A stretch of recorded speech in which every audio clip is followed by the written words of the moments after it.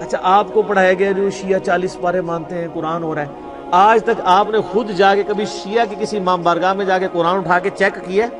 Propaganda چلتا ہے سر. جب آپ اس طرح کے جھوٹے پراپیگنڈے کرتے ہیں نا، پھر اس کا نقصان یہ ہوتا ہے کہ جو مخالف ہے نا وہ اپنے اس عقیدے میں اور کانفیڈنٹ ہو جاتا ہے کہ یہ تو ہے ہی اتنے جاہل ہیں، جو اتنے جھوٹے ہمارے اوپر الزامات لگا رہے ہیں، تو ان کی باقی باتیں بھی غلطی ہوں. بسم اللہ الرحمن الرحیم. السلام علیکم دوستو. یہ محمد علی مرزا صاحب جاہل بھی ہیں اور جھوٹے بھی ہیں، اور کس طرح الزام لگا رہے کہ جناب علی یہ جھوٹ باندھتے ہیں، پروپیگنڈا کرتے ہیں، اور امام بارگاہ میں جا کے دیکھیں کہ یہی قرآن ہوگا.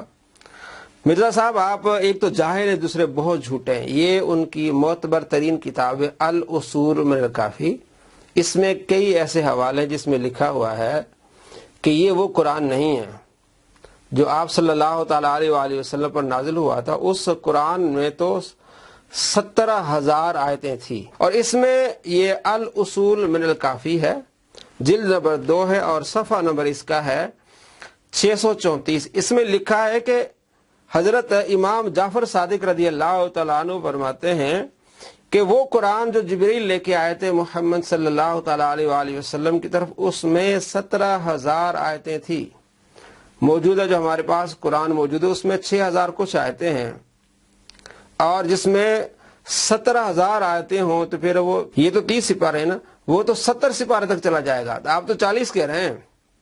جناب علی ان رافضیوں نے قرآن پاک میں تحریف ہونے کا دعویٰ کیا ہے کہ یہ وہ قرآن نہیں ہے جو نازل ہوا تھا. ایک تو دلیل یہ، اور عقائد جعفریہ مولانا محمد علی نقشبندی رحمۃ اللہ علیہ کی کتاب ہے، پوری اس میں تفصیل ہے. آپ نیٹ سے اس کو ڈاؤن لوڈ کر لیں. جلد نمبر 3 میں پوری تفصیل سے وضاحت سے لکھا ہے، اور ان کے عقائد بیان کیے ہے کہ جمہور رافضی کہتے ہیں کہ قرآن پاک میں تعریف ہو چکی ہے، اور کچھ اس کا انکار کرتے وہ صرف تقیہ کر کے، کیونکہ ان کے مذہب کے 10 جز ہیں، ان میں سے 9 جز تقیہ کے ہیں. تقیہ کیا ہوتا ہے؟ یعنی دل میں کچھ اور ہے لیکن زبان سے کچھ اور بولنا، اسے کہتے ہیں منافقت.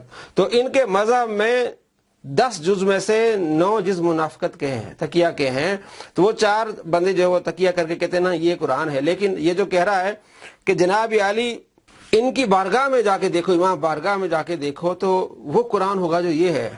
میں آپ کو اگلا حوالہ دیتا ہوں جو امام بارگاہ میں قرآن، اس کے بارے میں کیا ہے. الاصول من الکافی جلد 2 صفحہ نمبر اس کا 633. اس میں راوی کہتا ہے کہ میرے سامنے امام جعفر صادق رضی اللہ تعالیٰ عنہ کے سامنے ایک شخص نے قرآن پاک کی تلاوت کی، لیکن وہ قرآن نہیں تھا جو لوگ تلاوت کرتے تھے. تو امام جعفر صادق رضی اللہ تعالیٰ عنہ نے اس شخص کو روک دیا اور کہا وہ قرآن پڑھ جو لوگ پڑھتے ہیں. یہ تم قرآن پاک پڑھ رہے ہو، یہ تو امام مہدی آگے آ کے پڑھیں گے، جب آخر زمانے میں امام مہدی آئیں گے وہ پڑھیں گے. تم وہ قرآن پڑھو جو لوگ پڑھتے ہیں تاکہ یہ تقیہ رہے، اور اصل قرآن تو وہی ہے لیکن جو لوگ پڑھتے ہیں اس کو تم پڑھا کرو.